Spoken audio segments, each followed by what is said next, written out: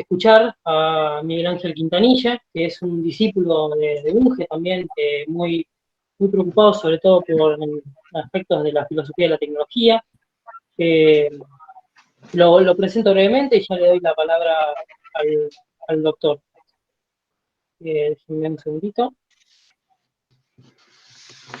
Y, bien. Bueno, el doctor Quintanilla, como mencionaba, es catedrático emérito de Lógica y Filosofía de la Ciencia en la Universidad de Salamanca, donde trabajó gran parte de su vida también. Sus líneas prioritarias de investigación son la filosofía de la ciencia y de la tecnología, estudios sociales de la ciencia y tecnología, cultura científica, comunicación pública de la ciencia, políticas científicas y tecnológicas. Así que, doctor Quintanilla, le doy la palabra y puede comenzar. Muchas gracias por su presencia. Bueno, pues muchas gracias por tu invitación y por tu presentación. Disculpas por ayer no pude presentarme ante vosotros, a pesar de que estaba previsto al inicio de estas jornadas. Tuve problemas de viajes y comunicaciones que me impidieron estar a tiempo, y menos mal que ha sido posible que los organizadores cambiaran el programa y que pudiéramos recuperar hoy la sesión.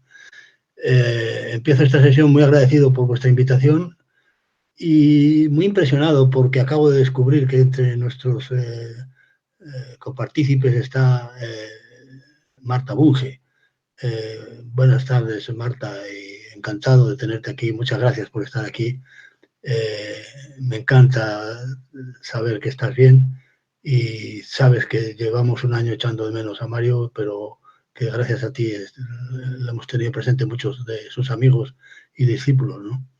Así que encantado de estar aquí y de que estés con nosotros. Muchas gracias. Bueno, y vamos a entrar en materia. Yo, cuando me pedisteis que participara en unas jornadas en homenaje a Mario Bunge, desde luego primero dije que sí y segundo dije, da igual el tema y la circunstancia. Con Mario tengo una relación, yo soy admirador suyo y discípulo suyo, me considero, pero tengo una relación que va más allá de las relaciones académicas. Yo creo que Mario es un personaje impresionante en la historia del pensamiento, no solamente en lengua española y en el ámbito hispanoamericano, sino en el ámbito universal. Creo que Mario Bunge hay que compararle con filósofos como Bertrand Russell, por ejemplo, no con otros.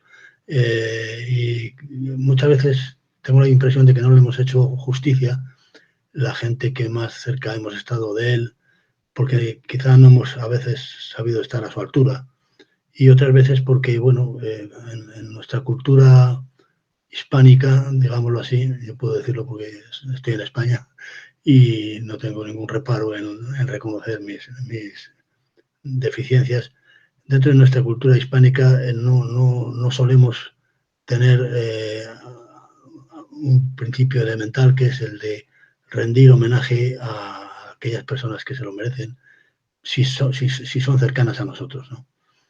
Bien, con Mario yo siempre he tenido la sensación de que nos faltaba algo de reconocimiento, porque, en fin, mucha gente le consideraba ajeno a este primer rango mundial de figuras del pensamiento filosófico, como yo creo que es donde había que ubicarlo, ¿no?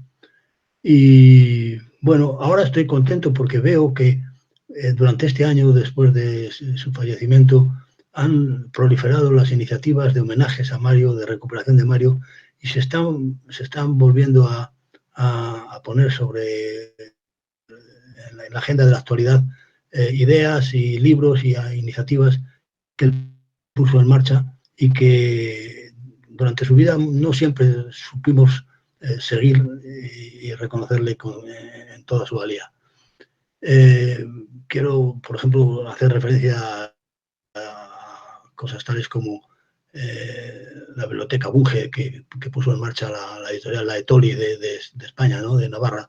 Es fantástica la tarea que están llevando a cabo en esta editorial de editar todas las obras de Mario y ponerlas a disposición de todo el mundo, ¿no? La última de estas obras acaba de salir hace un par de meses, que es por fin recuperamos la publicación del Treatise on Basic Philosophy, la versión española del Tratado de Filosofía Básica de Mario, que había sido publicada los 4 primeros volúmenes. El quinto acaba de salir, aunque ahora por la editorial La Etoli en vez de por la editorial Gedisa, y es un acontecimiento que podamos celebrar, que sigue adelante esta iniciativa editorial, ¿no? Yo tenía preparado una intervención para fijar en 2 o 3 ideas de la filosofía de Mario Bunge que me parecen esenciales y que van más allá de los detalles, y lo que yo quiero resaltar en ellas es la importancia del mero hecho de que la obra de Mario nos haya permitido poner en la agenda cotidiana temas filosóficos que no gozan de excesivo prestigio en la filosofía académica, pero que gracias a él han recuperado no solo su prestigio, sino su importancia y su valor. Me refiero a lo que podríamos llamar el carácter materialista de su filosofía. Suena mal en los ámbitos académicos europeos y yo creo que hispanos también, hispanoamericanos. El materialismo no tiene buena prensa, pero gracias a Mario el materialismo es una teoría filosófica, una orientación filosófica de una importancia extraordinaria, y yo quería reivindicarlo hoy eso. Pero también hay otra cosa que es menos conocida, aunque no entre nosotros, la importancia que otros aspectos de la filosofía de Mario Bunge tienen y que no siempre son reconocidos así en los ambientes académicos. Por ejemplo, la filosofía política. Mario es un filósofo político, es un filósofo de la política, y es muy importante la filosofía política en la obra de Mario, sobre todo en los últimos tiempos, pero siempre lo fue. Lo que pasa es que en los últimos tiempos ha permitido producir obras como la filosofía política de la editorial Gedisa también, que es impresionante, aunque es mucho menos conocida de lo que debería en relación con la producción total de Mario. Quería hablar hoy, por lo tanto, de este tipo de ideas básicas que están en la producción filosófica de Mario Bunge, que están llamadas a tener una influencia muy grande en la filosofía universal, y que creo que poco a poco se irá reconociendo que son aportaciones de las que no podemos prescindir, y que sobre todo de las que no podemos prescindir cuando nos planteamos nuestras obligaciones de continuar la tradición o, digamos, alimentar, alentar el desarrollo del legado de Mario Bunge. Mario Bunge ha dejado un legado al pensamiento filosófico universal, y los que le hemos conocido y los que le hemos disfrutado de su magisterio y de su amistad, tenemos la obligación de continuar su legado, de incrementarlo y de difundirlo. Bien, pues en esta obligación yo creo que es muy importante contar con que tenemos que aportar ideas inspiradas por su filosofía en torno al materialismo, en torno a la tecnología y en torno a la democracia. Son los 3 puntos que quería tocar hoy. Solamente deciros, supongo que estáis viendo una presentación que había preparado, y deciros simplemente que, en fin, y teniendo en cuenta aquí la presencia de Marta más todavía, para mí es un honor el poder enseñaros esta fotografía, que no es muy conocida, en la cual a Mario Bunge se le impone la medalla del doctorado honoris causa por la Universidad de Salamanca, y el padrino, digamos, encargado de recibirle en el claustro de doctores de la Universidad de Salamanca, pues soy yo, que aparezco ahí en esta fotografía junto a Mario Bunge. No sé si lo estáis viendo. Espero que sí. Si lo estáis viendo, pues no sé, me encanta poder compartir con vosotros esta fotografía, que para mí es del año 2002 y es un recuerdo inolvidable. Bueno, 2 palabras más sobre mi relación con Mario Bunge. Yo conocí a Mario en 1971, en el Congreso de Bucarest de Lógica, Metodología y Filosofía de la Ciencia. Y yo le había leído previamente sus obras fundamentalmente sobre el concepto de causalidad y sobre la investigación científica. Y cuando vi en el programa del Congreso de Bucarest que él tenía una ponencia, fui rápidamente a escucharle y a presentarme. Y fue una ocasión extraordinaria que nunca olvidaré. La amabilidad y el cariño con el que me recibió él y Marta, que está aquí también presente, porque estaba con él, y el interés que puso en saber qué estaba haciendo un joven filósofo. Yo entonces era joven, en el año 71 estamos hablando, y acababa de terminar mi tesis doctoral sobre la filosofía de Karl Popper. Y en mi tesis doctoral yo era entonces marxista y muy influido por el marxismo de Louis Althusser, y que era el marxismo científico, digamos, frente al marxismo humanista. Y inspirado por el marxismo de Althusser, yo criticaba la teoría del mundo 3 de Karl Popper, que acababa de extenderse por los ámbitos filosóficos relacionados con Popper y con el Círculo de Viena, etcétera, que era la idea de que el mundo 3 de las ideas era un mundo independiente del mundo material y del mundo del mundo 1, que era el mundo físico, y el mundo 2, que era el mundo espiritual, digamos. Y el mundo 3, o el mundo platónico de las ideas, tenía una independencia y un valor propio. Yo criticaba aquello como una versión idealista de la filosofía contemporánea, y me encantó escuchar a Mario Bunge hacerle, que para mí Mario Bunge era un popperiano, era un personaje que ha preparado uno de los grandes libros de homenaje a Karl Popper, ¿no? Que yo había leído. Y verle en Bucarest y poder compartir con él la idea de que el idealismo subyacente a la filosofía de Karl Popper era inaceptable, me pareció un respaldo a mis elucubraciones de joven filósofo doctorando de la Universidad de Salamanca, y me acerqué a él para recibir ayuda y apoyo. Desde entonces no he parado de tener relación con Mario. Tengo que recordar muy especialmente que cuando estábamos en plena dictadura franquista, en los años 70, todavía en la primera parte de los años 70, cuando Franco todavía estaba vivo, y fuimos muchos profesores, jóvenes profesores muy revolucionarios, pues recibimos algunos ataques, digamos, del régimen dictatorial. Y yo recuerdo una carta de Mario Bunge ofreciéndome que me viniera a trabajar con él a Montreal si tenía problemas con la política en España, ¿no? No fue necesario porque Franco se murió y entonces todos pudimos continuar nuestro trabajo, pero fue muy importante para mí fue muy importante que él considerara que podía ayudarme en mi situación personal de aquella época, ¿no? Después fue muy impresionante también su invitación para pasar una pequeña temporada como estudiante postdoc en McGill, y allí fue donde conocí a Marta y a su familia, a Eric y a Silvia. Y bueno, a Eric le habíamos conocido antes en una visita a Salamanca.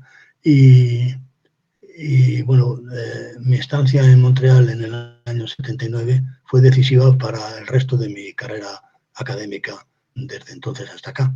Casi todas las cosas que he hecho, no digo que se empezaran allí, pero sí son inspiradas por lo que allí empezó. Lo que allí empezó fue mi familiaridad con el Tratado de Filosofía Básica de Mario Bunge y con algunas de las obras que después han ido surgiendo de su trabajo, ¿no? Bueno, ¿en qué ha consistido esa herencia recibida de Mario, que intento continuar incrementando ahora con lo que yo llamo el legado, mi deuda con Mario y el legado de Mario Bunge? Bueno, yo diría que para mí los valores fundamentales de la filosofía de Bunge son su insistencia, y entonces en mi estancia en Montreal aquello fue muy, muy importante, su insistencia en una filosofía exacta, una filosofía basada en ideas claras, concisas, precisas y compatibles con la ciencia, con el pensamiento científico. Esta es una idea que él lo resumía en el concepto de filosofía exacta o precisa, y que era muy original en su momento, ¿no? Recogía parte de la tradición analítica, pero iba mucho más allá. No se trataba solamente de hablar con claridad, sino además decir las cosas que se dicen de forma precisa y rigurosa, utilizando métodos formales de la matemática, del álgebra, etc. A mí aquello me abrió un campo de investigación filosófica al que no acostumbrados en los medios europeos, ¿no? De aquella época, recuerdo que durante mi estancia en Montreal se celebró una de las reuniones de la Society for Exact Philosophy que él había fundado. Yo pude participar en esa reunión y de allí salieron algunas cosas muy interesantes en mi carrera científica, entre otras mi preocupación por otro de los grandes problemas que Mario me enseñó, que es el problema de la caracterización formal y precisa del concepto de verdad parcial, de verdad factual. Era un tema de semántica filosófica que le obsesionaba a Mario Bunge y que muy poca gente ha sabido desarrollar. Un tema en el que fracasó también Karl Popper cuando intentó desarrollar el concepto de verosimilitud de las teorías como un concepto alternativo al de la verdad parcial, pero que no, como seguramente sabéis, pronto se demostró que era inconsistente. Mario en aquella reunión propuso que trabajáramos sobre el concepto de verdad parcial. Él publicó en muchas ocasiones en varios ensayos sobre esta idea, y yo creo que es uno de los grandes temas que están pendientes de desarrollo, inspirados por sus ideas, sus ricas ideas intuitivas, ¿no? Pero bueno, fue una de las partes del legado de Mario Bunge que yo me traje de Montreal de aquella ocasión, ¿no? La otra parte es que allí tuve la ocasión de leer las pruebas de imprenta, creo, del volumen 5, justamente del que ahora se está publicando en castellano, del Tratado de Filosofía Básica, y los 4 primeros volúmenes de la semántica y la ontología de Mario Bunge, que han sido decisivos también para mi concepción de la filosofía. ¿Cuáles son los temas que yo creo que debemos desarrollar de este legado? Al menos, ¿cuáles son los temas en los que yo quiero implicarme, ¿no? Y estoy implicado? Os decía antes que señalaba solamente 3 temas, que voy a hablar rápidamente de ellos. El primero es el desarrollo de todas las implicaciones que tiene el materialismo filosófico y sus posibilidades. Materialismo entendido como teoría ontológica, que va muy ligada, en el caso de Mario Bunge, al realismo científico como teoría gnoseológica y ontológica, y la relación entre esta concepción global, materialista y realista de la filosofía y algo que en los ambientes filosóficos europeos se estima mucho, pero que muchas veces no se sabe lo que significa, es el carácter crítico de la visión filosófica. Filosofía crítica, materialismo, realismo y filosofía crítica. Creo que son conceptos que están en la obra de Mario, están preparados para su desarrollo, y que deberíamos, quienes queremos alentar y mantener el legado de Mario Bunge, deberíamos trabajar en su ampliación a otros ámbitos y a otros problemas filosóficos. Por ejemplo, a la filosofía de la tecnología, que ahora hablaremos de ello, y a lo que podríamos llamar filosofía de política de la democracia integral. Bueno, antes de continuar, dejadme que dedique 2 minutos a recordar que hay muchas cosas de Mario Bunge que son todavía muy poco conocidas. Con motivo de los últimos años de su vida se han celebrado muchísimos homenajes y obras colectivas, muchas de ellas publicadas en castellano en la editorial Eudeva, en Buenos Aires, etc. Pero hay algunas algunas fuentes de información sobre la filosofía de Mario Bunge que son mucho menos conocidas. Y yo quería citar un par de ellas, porque para mí han sido importantes. Una es algo que seguramente muchos no conocéis. Es el primer congreso de homenaje internacional a Mario Bunge que se celebró en la ciudad de Vigo, en España, en Galicia, en el año 2003. Y está publicada en las actas de, vamos, las ponencias de aquello homenaje. Y hay piezas preciosas allí que yo os recomiendo vivamente. Ese Vigo 2003, Congreso Homenaje Internacional a Mario Bunge. No sé si lo tengo aquí, me parece que sí. Bueno, aquí arriba está la portada, este esquema de dibujo de la cara de Mario Bunge, es la portada de este libro. Hay otro también muy interesante, poco conocido, que es, en el caso de Filosofía de la Tecnología, está editado por Lucas Lavado de la Universidad Garcilaso de la Vega Inca Garcilaso de la Vega de Lima, de Perú, y es un conjunto de ensayos de Mario sobre filosofía de la tecnología, muy bien seleccionados, muy bien editados y muy poco conocidos fuera del ámbito de la propia filosofía peruana, ¿no? A mí me parece que para mí son muy relevantes, ¿no? Y bueno, las otras dos obras que quería resaltar es esta de la izquierda, que es Filosofía, es una de las obras de la colección de la Biblioteca Bunge, que os decía, de la editorial La Etoli, sobre filosofía y pseudociencias. Y el libro que tengo aquí a la derecha, es la exploración del mundo, no sé si se lee bien. Este es la edición, que os decía antes, la edición en español del volumen quinto del Tratado de Filosofía Básica, del Tratado de Filosofía de Mario Bunge, que acaba de publicar la editorial La Etoli. Bueno, simplemente para los temas que quisiera yo tratar, deciros que en estos libros que son menos conocidos hay muchísimo material de la obra de Mario Bunge que deberíamos aprovechar. Y pasemos ya a esos temas. Materialismo, realismo y filosofía crítica. Bueno, hoy quitando a Mario y a algunos de sus discípulos, hoy no está de moda reivindicar el materialismo en filosofía. Y no está de moda reivindicar el materialismo en filosofía porque yo creo que no ha habido o no hay suficiente atención a las razones y a los argumentos que Mario plantea en su ontología para reivindicar el materialismo en filosofía. Yo solamente querría reivindicar por el momento, plantear por el momento la siguiente reivindicación. Una de las ventajas que tiene la ontología de Mario Bunge es su claridad y su contundencia y su compatibilidad con el pensamiento científico.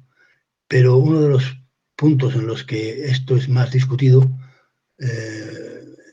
es en relación con cómo una interpretación materialista de la realidad puede ser compatible con la comprensión del valor, por ejemplo, de las matemáticas para entender la realidad física o material, o cómo puede ser compatible con la existencia de tecnologías que se supone, o de técnicas que se supone que afectan a la actividad mental y que son irreducibles a manipulaciones materiales de las cosas, de las entidades reales, puesto que las entidades mentales, por definición, en esas filosofías no son parte de la realidad material, sino que son una realidad no manipulable materialmente. Bueno, creo que esto, en fin, quienes habéis leído a Mario, os daréis cuenta rápidamente de que hay aquí una trampa en que los críticos del materialismo suelen partir de un supuesto de que son incapaces de salir, y es el supuesto de que la actividad mental es incompatible con las leyes de la realidad física, de la realidad material. Hay un argumento a favor de este planteamiento antimaterialista muy fuerte en una obra que a Mario le preocupaba mucho, que era la obra de Popper y Eccles, El yo y su cerebro, porque es una obra insólita en la que un científico, un neurólogo y un filósofo famoso se ponen de acuerdo para reivindicar el carácter real, independiente y autónomo de las ideas, de las entidades abstractas, de las ideas de las matemáticas, por ejemplo, o de los estados intencionales del espíritu, etc. Esto tiene que ver con lo que os decía antes de mis preocupaciones cuando en el año 71 conocí a Mario en Bucarest, y significa que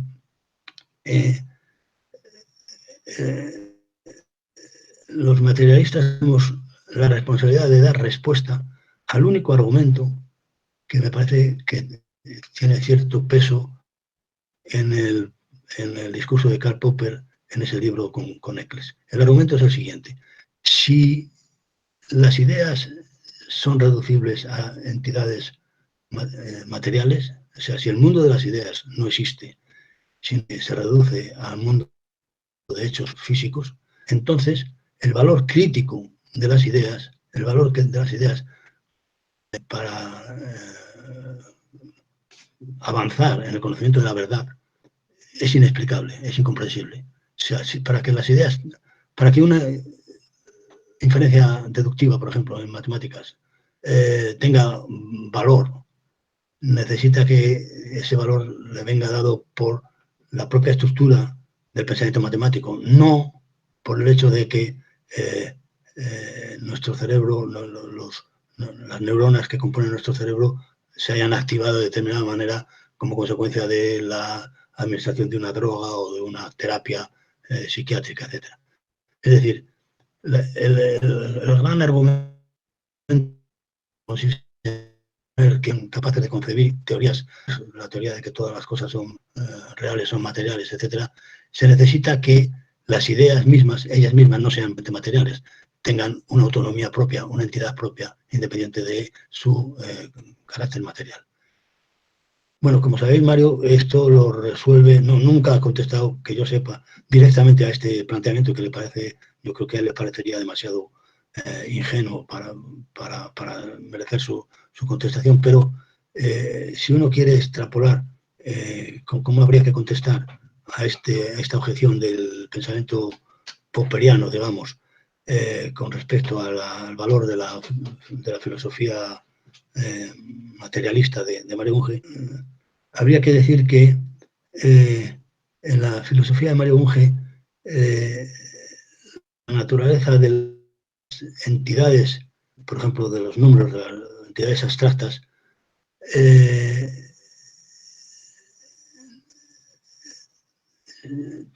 mantiene el mismo estatuto independientemente de que se reduzcan a estados cerebrales o a entidades materiales de cualquier otro tipo. Es decir, para Mario,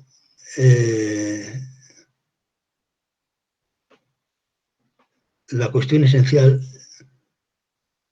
que refleja en este libro último del que os he hablado, de la exploración del mundo, el volumen 5 del tratado, la cuestión esencial es la cuestión de identificar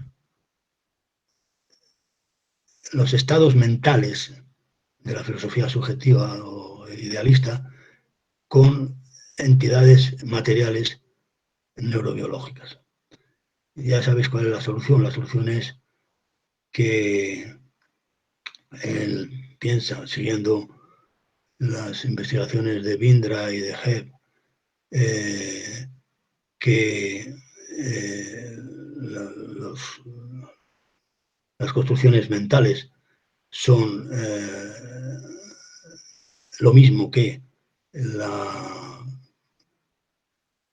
organización de asambleas, de conjuntos, de conexiones neuronales en el cerebro plásticos, conexiones neuronales plásticas, que son las que permiten que se produzcan procesos de aprendizaje a partir de experiencias materiales.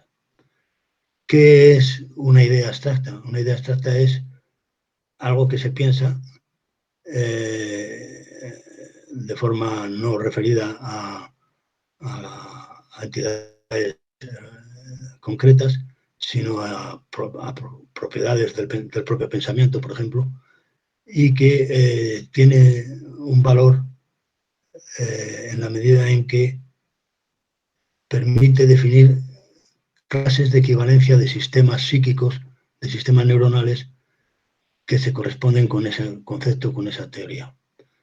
Me explico. El valor lógico de los constructos intelectuales, de una inferencia lógica, por ejemplo, de una inferencia deductiva, de un concepto abstracto, de un número, del concepto del número, de las propiedades de los números, etc., el valor de estos conceptos no está en su autonomía con respecto a su soporte material, digamos, sino que está en su propio soporte material. Son la capacidad de construir y reconstruir sistemas neuronales de conexiones neuronales plásticas que se activan en función de la experiencia personal, por ejemplo, o de otros pensamientos que entran en contacto con ellos, etc. La posibilidad de reconstruir el pensamiento abstracto a partir de una neurobiológica de las actividades mentales es un programa absolutamente imprescindible para el desarrollo de la filosofía actual. ¿Cómo Mario nos puede ayudar en esta tarea? A través de su teoría del materialismo, el conceptualismo materialista, en relación con la filosofía de las matemáticas o de la lógica, etc. ¿En qué consiste? Para Mario, la realidad material es la única realidad, solo las cosas materiales son reales y solo las cosas que se pueden cambiar de estado y pueden tener energía son cosas materiales, y los constructos son ficciones, son inventos, son cuentos. Pero distintos tipos de constructos. Hay constructos arbitrarios y hay constructos, digamos, serios, que podíamos no haberlos conocido, pero los hemos inventado, y una vez inventados no podemos prescindir de ellos. Y estos son los constructos de la matemática, de la ciencia, del pensamiento abstracto, de la lógica, de la razón. Cuando hablamos del valor crítico de nuestras ideas, estamos hablando de la importancia que estos constructos, estos inventos nuestros, pueden tener para descubrir propiedades objetivas del mundo. Pero a costa, a condición de que no confundamos la naturaleza de nuestros constructos, que son ficciones, con la naturaleza de la realidad, que son cosas que se pueden cambiar y que podemos cambiarlas precisamente basándonos en nuestras ficciones, en nuestros constructos. En algún momento yo le he oído decir a Mario que los números son como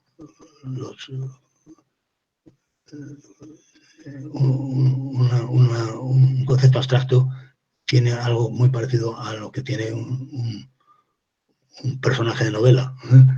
Ambos son ficciones. La diferencia está en que en un caso son ficciones basadas en la investigación científica que da lugar a teorías y entidades abstractas, pero basadas en el método científico, y en otro caso son ficciones poéticas o literarias que dan lugar a personajes igualmente inventados. Lo que pasa es que no tienen la capacidad de poder ser usados para representar la realidad. Yo recuerdo que una vez, hablando con un filósofo argentino, precisamente, le decía, digo, mira, la diferencia entre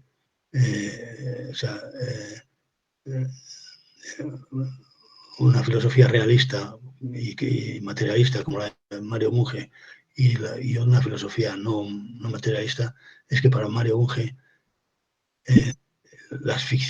hay ficciones, como son las ficciones matemáticas, que tienen un valor extraordinario, mientras que para los no realistas la única manera de recuperar el valor de las matemáticas para conocer la realidad es suponer que hay cosas raras, como por ejemplo el paralelismo psicofísico o la solución de Descartes, que era como sabéis, para poder justificar que pensando podíamos descubrir cómo era la realidad, es decir, usando ficciones matemáticas podemos descubrir cómo funciona la realidad material. Para justificar eso, Descartes tenía que decir que es que el buen Dios andaba detrás, ¿sí? De manera que era necesario nada menos que poner en marcha toda la artillería del pensamiento religioso para poder justificar el funcionamiento de las matemáticas. Bueno, todo esto se acaba con el planteamiento de Mario Bunge, pero requiere que desarrollemos las ideas de Mario en ámbitos nuevos, como es, por ejemplo, la filosofía de la mente, la filosofía de la psicología, la filosofía de las ciencias sociales, compatibles con una visión materialista y sin renunciar a la visión crítica que la filosofía impone o permite llevar a cabo en estos territorios. Por ejemplo, y ya que estamos hablando en Argentina, o por lo menos para una organización de estudiantes de psicología en Argentina, yo creo que es muy importante para poder construir una verdadera filosofía de la psicología, es decir, una epistemología del psiquismo humano. Es muy importante tener una versión adecuada de la ontología y de la materialista de Mario y de la epistemología realista de Mario Bunge. ¿Por qué? Porque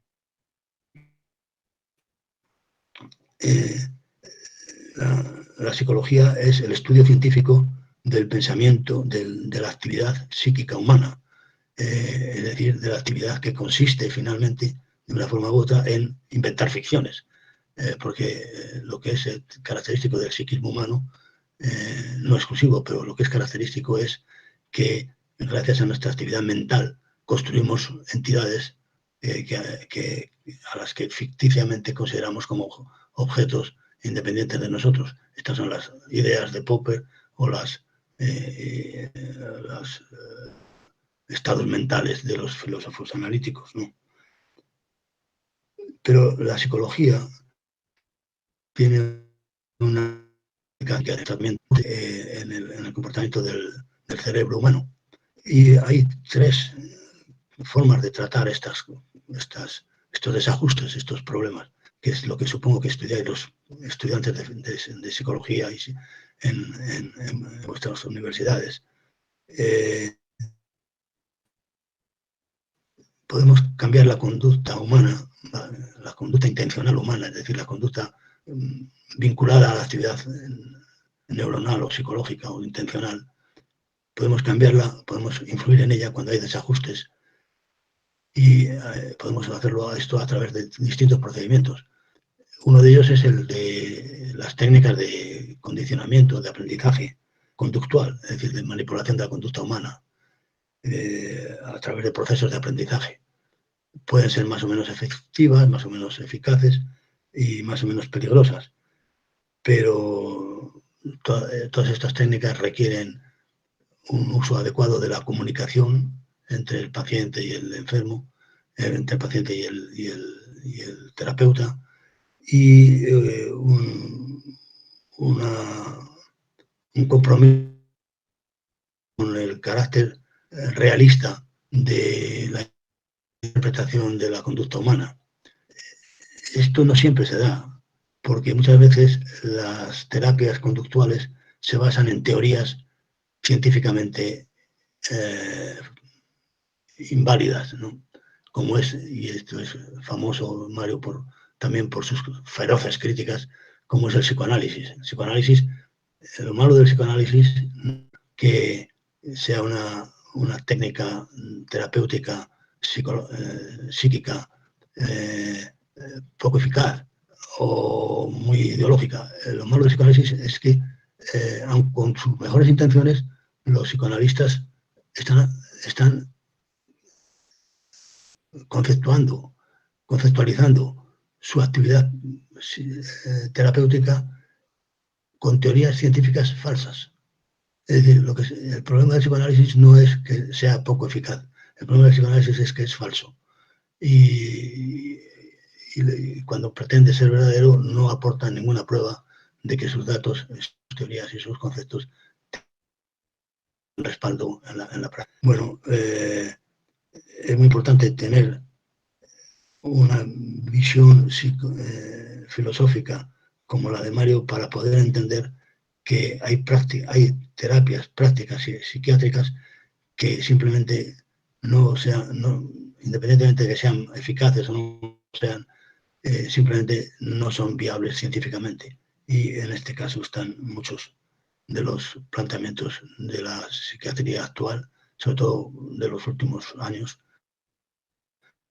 y que habría que revisar a fondo.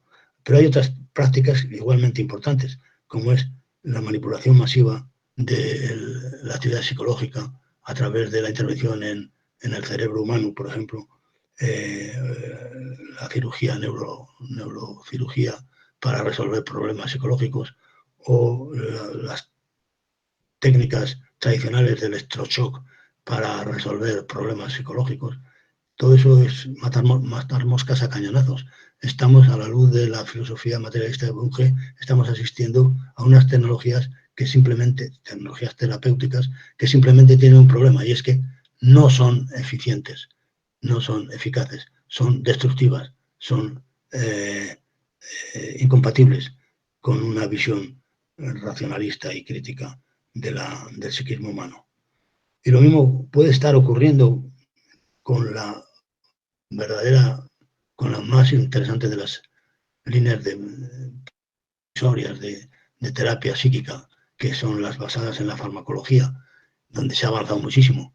Hoy día tenemos incluso exceso de fármacos para modificar conductas y modificar actividades neuronales, pero es por donde habría que apostar, es decir, cómo podemos mejorar el sustrato material de las actividades psicológicas del comportamiento humano, que es necesario ajustar porque presentan disfunciones. Bueno, creo que hoy estamos mucho más cerca de un planteamiento de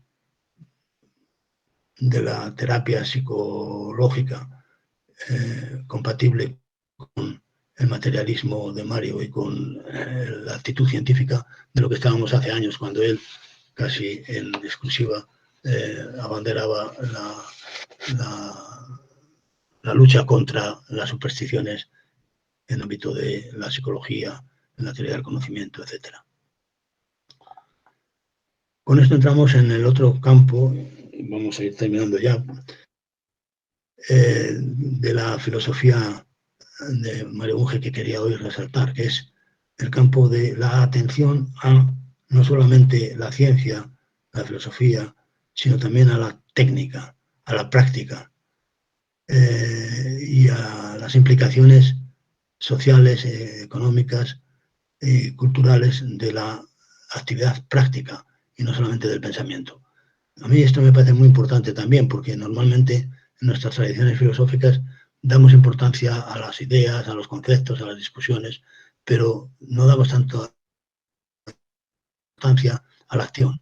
Y en el caso de Mario, que es un filósofo totalmente racionalista y totalmente comprometido con la ciencia y con la filosofía, pero es también un filósofo siempre atento, siempre interesado por la práctica, por la acción. Y esto es sobre todo a través de su concepción de la técnica y de su filosofía de la técnica. Además es un pionero en estos territorios, porque las primeras veces que él habla de cuestiones filosóficas en relación con la acción técnica, estamos en los años 50 del siglo pasado, es decir, cuando prácticamente todavía no había nada como la explosión de de actividad filosófica en torno a estos temas.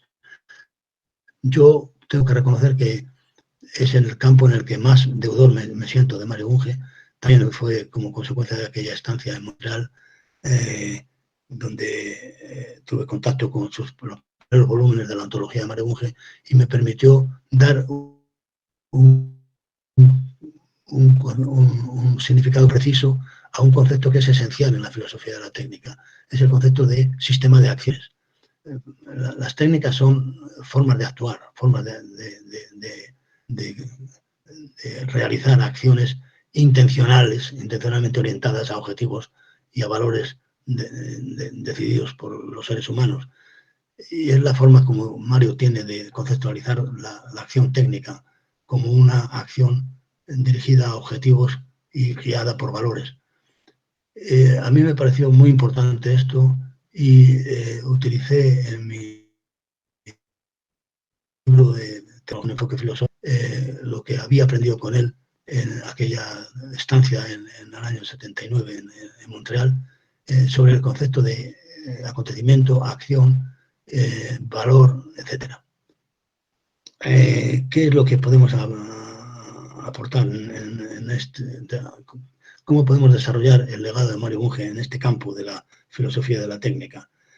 Bueno, yo creo que yo por lo menos personalmente, que es el campo que más he cultivado y más me interesa, y también el que él más reconocía en mí como algo original, creo que hay un territorio donde podemos avanzar mucho y es en la comprensión de la complejidad de las relaciones entre la acción técnica y el resto de la realidad social y cultural. Es decir, cómo la técnica se corresponde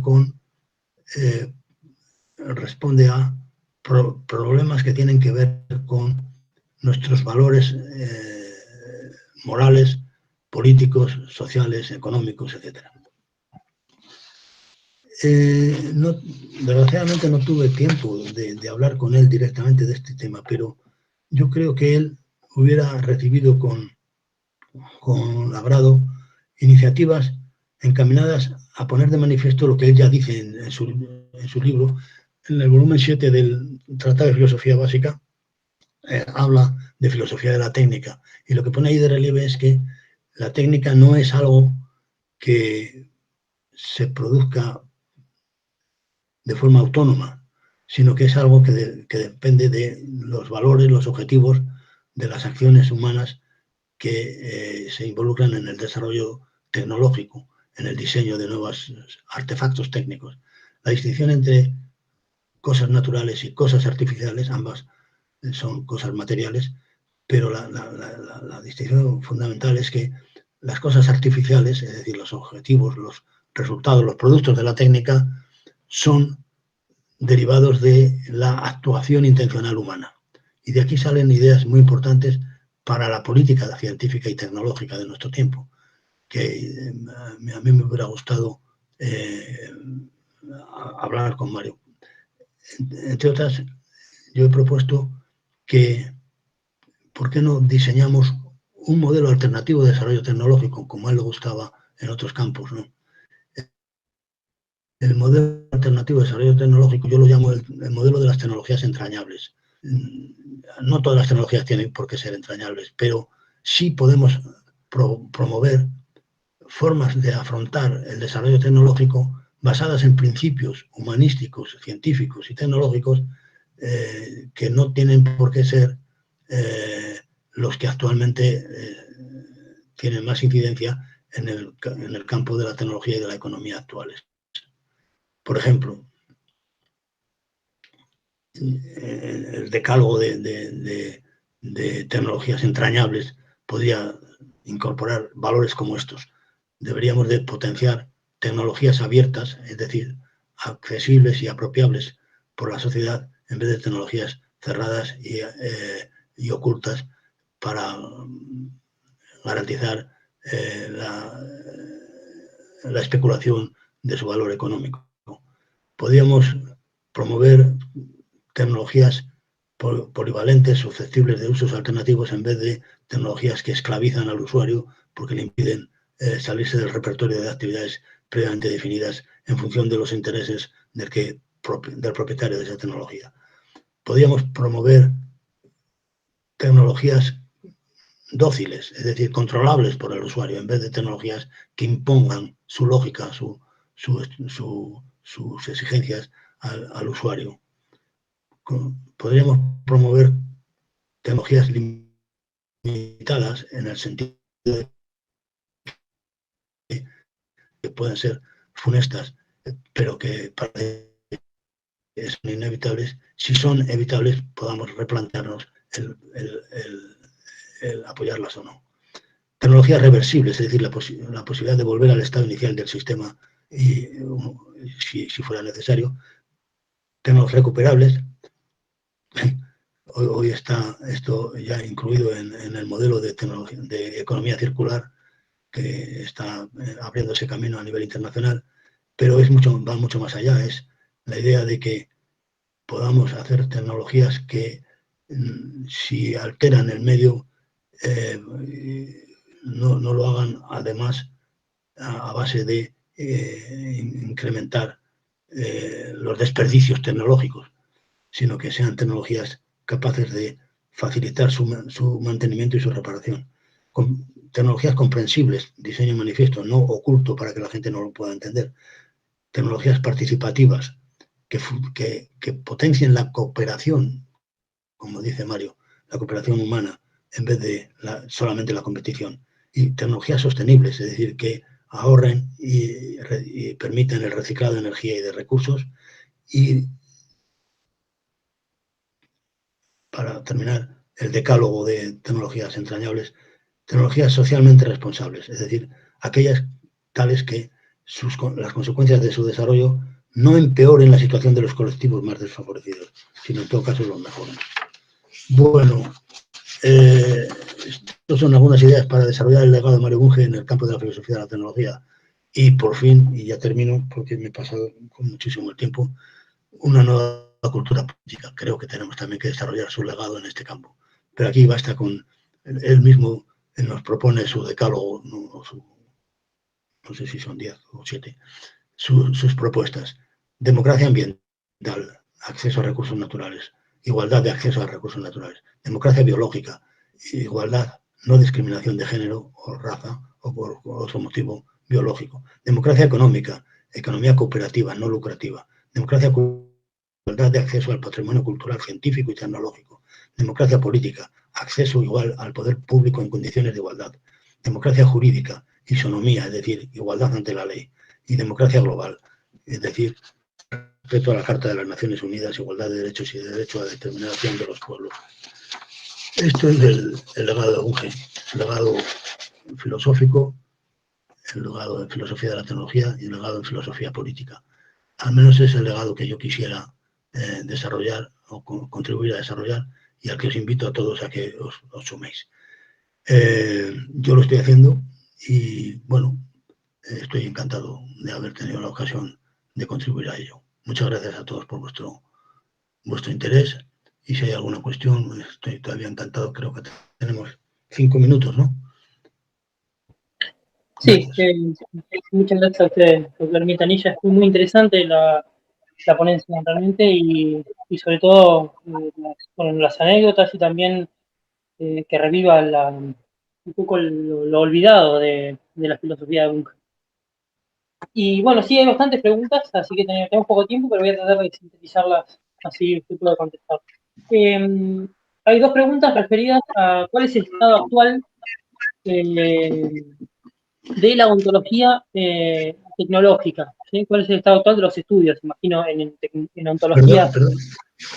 Sí, ¿cuál es el estado actual de los estudios en ontología de la tecnología?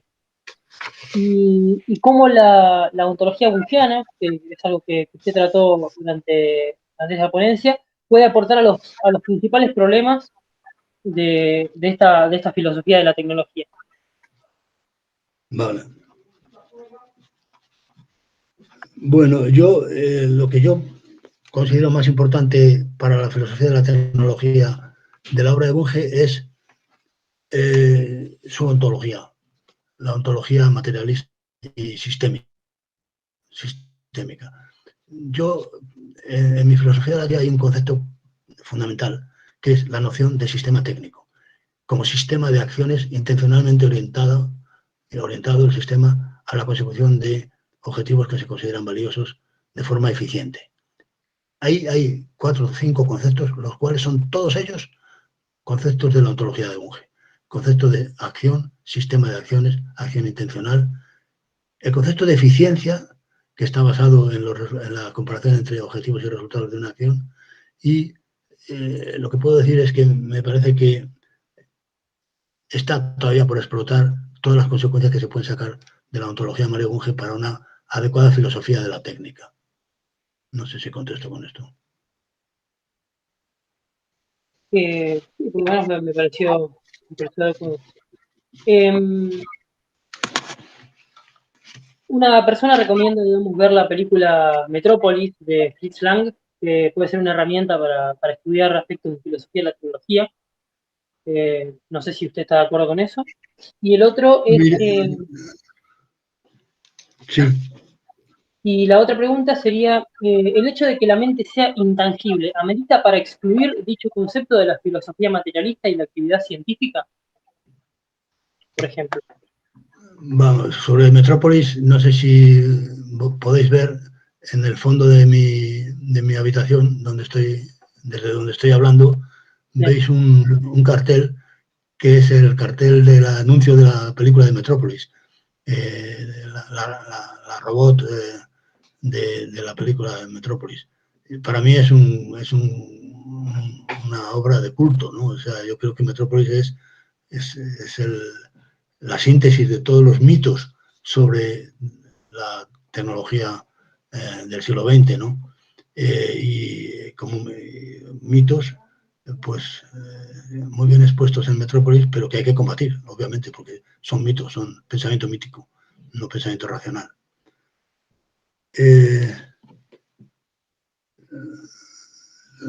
La segunda cuestión, no recuerdo ahora cuál decías. Bueno, básicamente si el concepto de mente, ¿sí? Al ser intangible, debe ser excluido de la filosofía materialista y de la actividad científica. El concepto de mente no, pero la identificación de la mente con una entidad no material sí.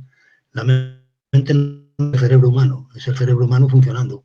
Entonces hay cosas que el cerebro humano hace, por ejemplo, manda instrucciones a las extremidades para que se muevan de una forma o de otra, pero hay otras cosas que el cerebro humano hace que no consisten en eso, sino que consisten en crear ideas, representaciones, teorías, proposiciones, percepciones, etc. Y esto es lo que llamamos actividad mental. Es actividad del cerebro dedicada a generar resultados intencionales, resultados que tienen que ver con lo que llamamos con comportamiento intencional. Y esto es lo que llamamos la mente. La mente no es nada. La mente es el cerebro humano, la parte del cerebro humano que se dedica a crear conceptos, proposiciones,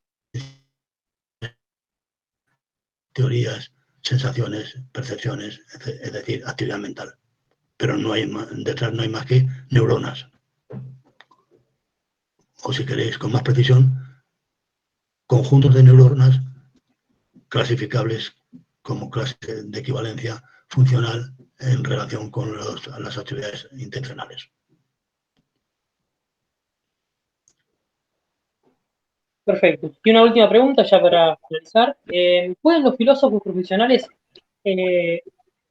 no tiene muy bien la pregunta, pero ¿pueden los filósofos profesionales hacer filosofía o solo deberían hacerla los científicos con vocación teórica? Hombre, yo soy filósofo profesional, de manera que yo creo que no me quitéis mi capacidad de hacer filosofía. También es verdad que la mayor parte de mis colegas no me gustan, pero bueno, yo disfruto más. Creo que hoy va a hablarnos Gustavo Esteban Romero, ¿no? Él es un físico, igual que Mario, y ha escrito un libro de filosofía científica, y es el tipo de filosofía que yo creo que hay que hacer. De manera que yo creo que un filósofo sí puede hacer filosofía científica, y un científico puede hacer también filosofía científica.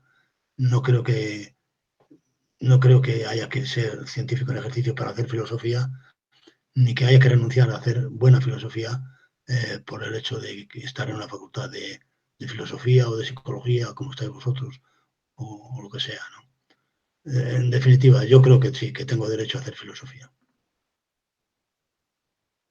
Perfecto, muy contundente y también un golpecito a la Academia de Filosofía, que también está un poco... Bueno, esas eran todas las preguntas. Doctor Quintanilla, le agradezco muchísimo, la ponencia estuvo excelente. Obviamente que Muchas está gracias. invitado a ver el resto de las ponencias. Muchas Y gracias. nada, Voy a intentar. agradecemos